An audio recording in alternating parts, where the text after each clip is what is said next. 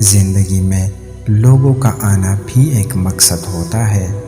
کچھ آپ کو آزمائیں گے، کچھ آپ کو سکھائیں گے، کچھ آپ کا استعمال کریں گے اور کچھ آپ کو جینے کا صحیح مطلب بھی بتائیں گے۔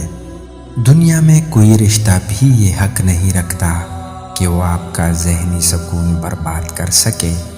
ہر ایسے رشتے سے دور ہو جائے جو بلا وجہ آپ کی ذہنی اذیت کا باعث بنتا ہے۔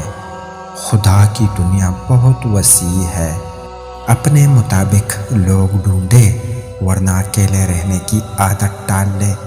اپنے سکون پر کم سے کم کمپرومائز کرے۔